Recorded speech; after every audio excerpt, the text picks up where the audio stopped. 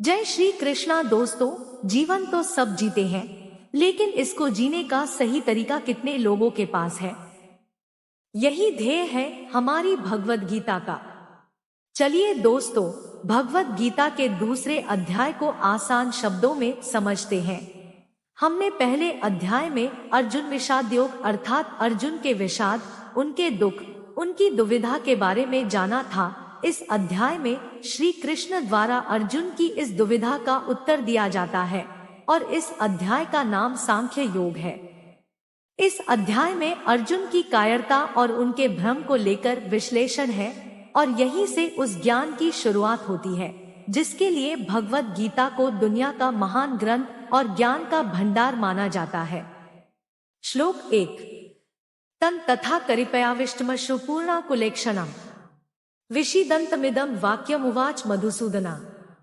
भावार्थ, संजय बोले, उस प्रकार करुणा से व्याप्त और आंसुओं से पूर्ण तथा व्याकुल नेत्रों वाले शोकयुक्त उस अर्जुन के प्रति भगवान मधुसूदन ने यह वचन कहा। श्लोक 2। श्री भगवानुवाच कुतस्त्वा कश्मलमिदं विष्मे समुपस्थितम् अनार्यजुष्टम स्वर्ग्यम कीर्तिक्रम अर्जुन। भावार्थ, श्री भगवान बोले, हे अर्जुन, तुझे इस असमय में यह मोह किस हेतु से प्राप्त हुआ? क्योंकि न तो यह श्रेष्ठ पुरुषों द्वारा आचरित है, न स्वर्ग को देने वाला है और न कीर्ति को करने वाला ही है।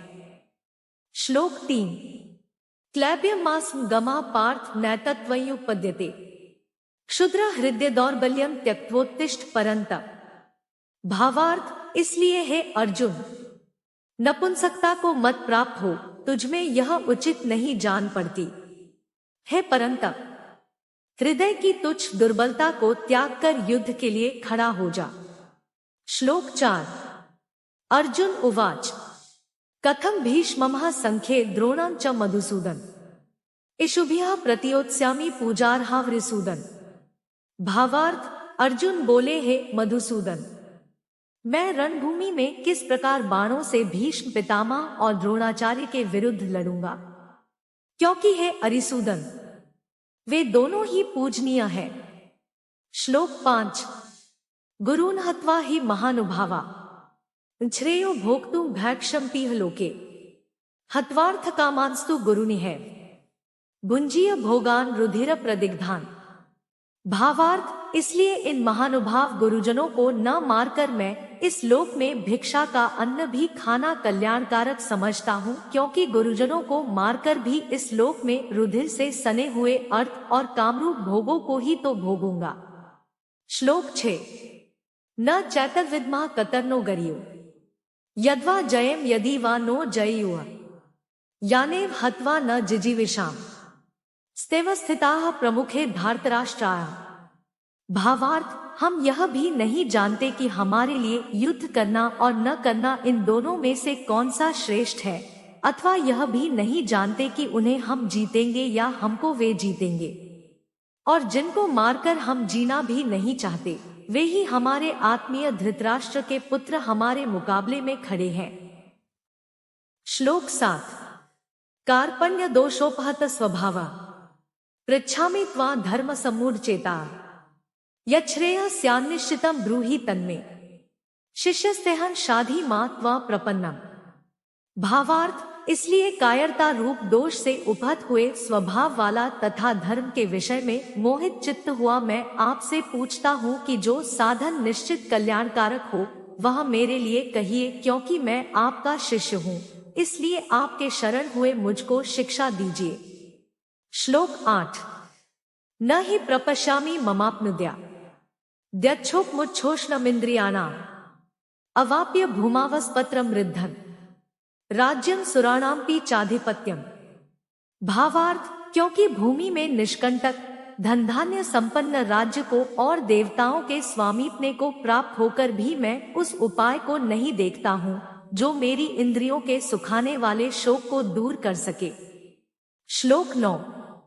संजय उवाच एव मुक्त्वा हृषिकेशं गुडाकेशः परन्तप न योत्स्य इति गोविंद मुक्त्वा तूष्णी बभूव।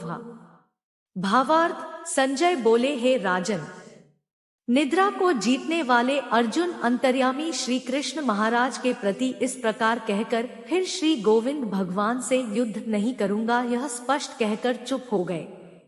श्लोक 10 तमुवाच ऋषिकेश प्रहसन्निव भारत सैन्योरुभयोर्मध्ये विषीदन्तमिदं वचः। भावार्थ, हे भरतवंशी धृतराष्ट्र, अंतर्यामी श्री कृष्ण महाराज दोनों सेनाओं के बीच में शोक करते हुए उस अर्जुन को हंसते हुए से यह वचन बोले।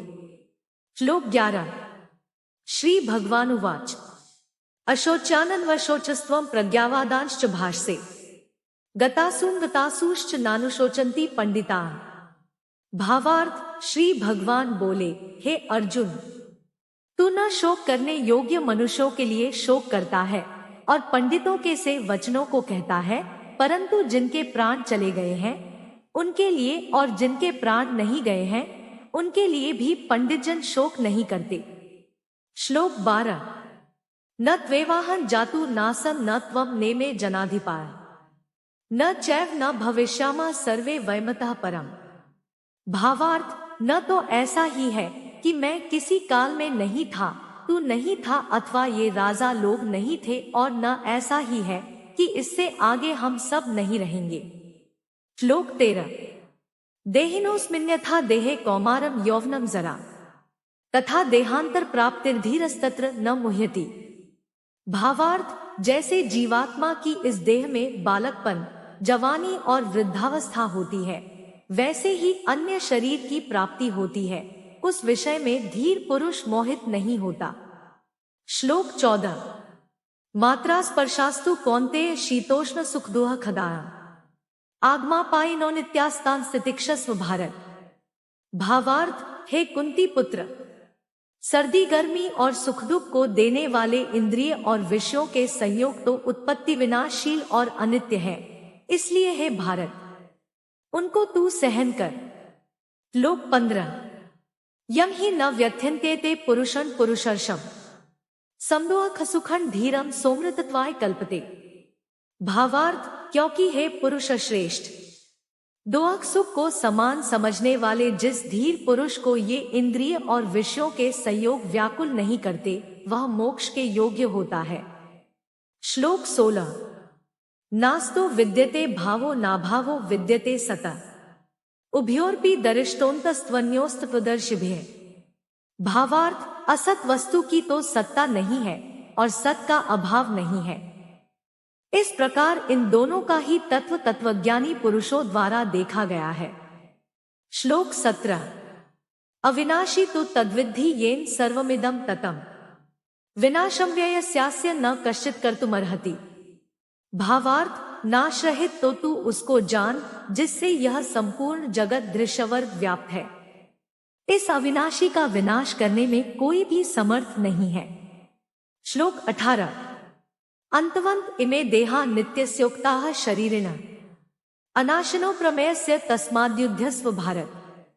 भावार्थ, इस नाश रहित अप्रमेय नित्य स्वरूप जीवात्मा के ये सब शरीर नाशवान कहे गए हैं, इसलिए है भरतवंशी अर्जुन तू युद्ध कर।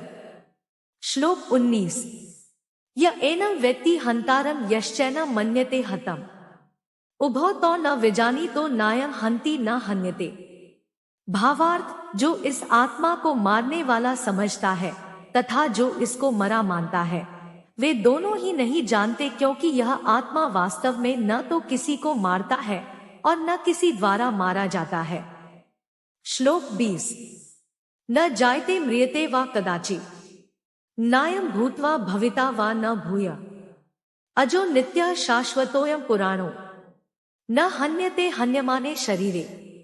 भावार्थ, यह आत्मा किसी काल में भी न तो जन्मता है और न मरता ही है तथा न यह उत्पन्न होकर फिर होने वाला ही है, क्योंकि यह अजन्मा, नित्य, सनातन और पुरातन है। शरीर के मारे जाने पर भी यह नहीं मारा जाता। श्लोक 21 वेदाविनाशनम नित्यम य एनमजमव्ययम कथन स पुरुषा पार्थ कम घात्यति हंति कम। भावार्थ, हे प्रथापुत्र अर्जुन, जो पुरुष इस आत्मा को नाश रहित, नित्य, अजन्मा और अव्यय जानता है, वह पुरुष कैसे किसको मरवाता है और कैसे किसको मारता है।